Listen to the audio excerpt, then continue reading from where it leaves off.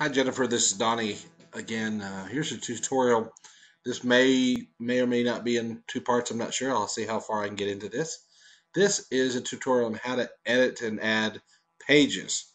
You may have already seen, or you will see down below or up above, one of the two, uh, on how to edit or add blog posts. But this is going to be how to add pages. So let me show you what I'm talking about. So let's say this is your home page. You've got these kind of pages here, your gourmet page, decorated page, your about page, your hours of operation, and so forth. So let's say just for grins, you're going to add a page called birthdays. All right. So I'm going to show you how to do that. And then I'm going to show you after that how to edit an existing page. Okay. What you want to do is go log into your dashboard and you want to focus on this section here, this pages. So we're going to add new. All right. Now once we get here, this is a real critical piece when you're doing pages. Now, it's not as important as it is on blog posts. You can do differently, but on pages, it's real critical. When you see here on your page, let's say you look at um, the wholesale page, you can see here that it's cupcakebydesign.com/wholesale. Now, the contact us is not. It's cupcakebydesign.com/contact. We could have put contact us, but there's kind of pointless to have that extra word in there. So we want to say contact. Let me show you how we do that. Now let's say, for instance, we want this, and this makes it easy to be able to tell people. Go to cupcakebydesign.com/ maybe we'll just call it birthday, so it's really easy for people to remember. So I'm going to show you what we do on that. So we're going to go to here. Now, if I could type birthday parties, but I don't want to do that. I just want to say birthday. And then I can do it lowercase, uppercase. It really doesn't matter at this point, because here's what we're going to do. Once we're done, and I hit tab, when I'm tabbed down to this down here, notice what happened is what they call a permalink. Permalink is a locked-in URL that now is locked in to be the page that we can direct people to, cupcakebydesign.com/birthday. Okay, now this is where we can do is we can type out, we handle birthday parties. Call us.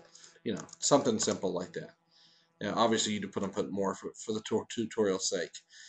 Now, while we're at it, I'm going to do a couple things. Let's say I want to make these bold. You can bold those, or contact us. Now, here's a good example. Let's say I want to say call us or contact us. Let's make that bold so it stands out, but let's also hyperlink that to our contact page. Okay? So how do we do that? Well, we highlight the text that we want hyperlinked. So in this case, we're going to do all of contact us. Right here, there's a broken chain, which is an unlink, or this one here. This is where you insert or edit the link. So I'm going to click that one. It's going to bring up this little box here. And this URL, it's defaulting to the HTTP, and it wants you to put in the rest of it. You can even blank all that out and start over. And this is what I do, is I always delete it. I go back to the page that I want to. Now you can't see. I'm going to go ahead and up to the very top of my page, and I'm going to highlight the URL that's listed at the top of my browser. So I'm looking at, maybe I can show you. Let me see if I can show you here real quickly. All right, there we go. I can show you here. So I'm going to highlight that. I can right click and copy. Now I'm going to pull this down a little bit. So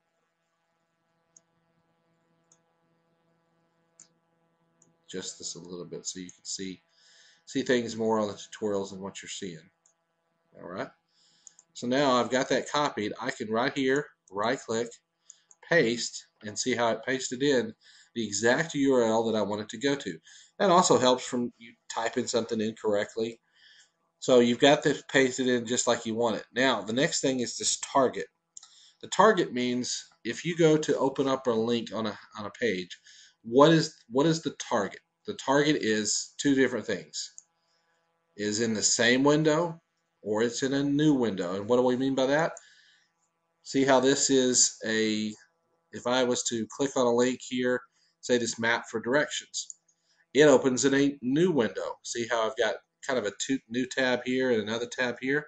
We want it that way. The reason we want it that way is once they find out where they're going, they exit out of that, they're still saved on your site. Now, if we want to go, like here's an example, here's this little section here. This is hyperlinked, but it's hyperlinked in the same window because it's on your site. So the rule of thumb is if you're ever linking anything outside of your own website, or if you're hyperlinking any kind of PDF file, or those would be, that'd be the kind of thing. If you have a form to fill out or something like that, then that is what you want to open up in a new window. So go in there, our examples here, you open those in a new window. If you want to link something on your own site, then you want to do the same window. So I always recommend, in this case, you're going to say on the contact form, do the same window. Now, I will tell you, if you don't make a selection here, it will default to the same window. So just keep that in mind. Don't worry about those two things. You don't have to do anything with either one of these. Once you have your URL set and your target set, you can insert that. And now you can see that it's hyperlinked. Now, at this point, you can add photos. I mean, we can put existing things in here to our media library, maybe examples of things that we've already done. You can see here we can insert those, and there's a picture of somebody.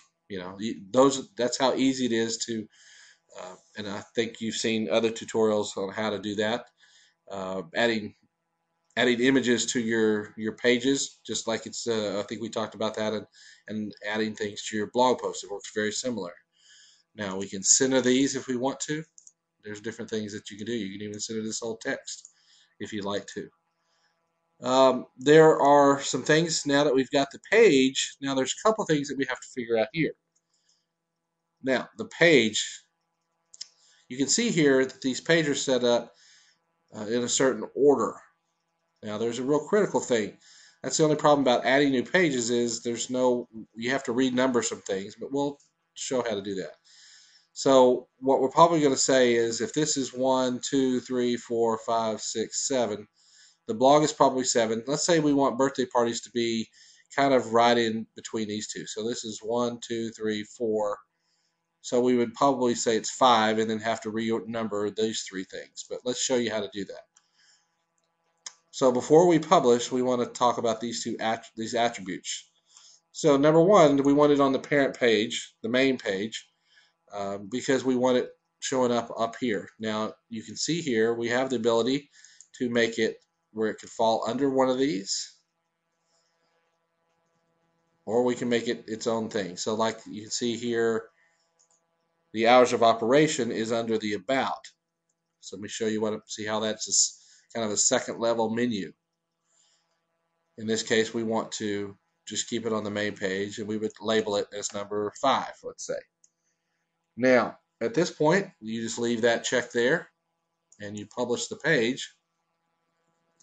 Now, once we publish the page, again, we've locked in. Now that we've locked in this, we may want to change this heading. We may want to say, we want to handle your birthday party. We update the page. Now, we can see what it looks like by viewing the page here. Let's just take a look and see. This is what the page looks like. If somebody went to cupcakebydesign.com/birthday, they're going to get to this page here. So you kind of get an idea of how it's being laid out there.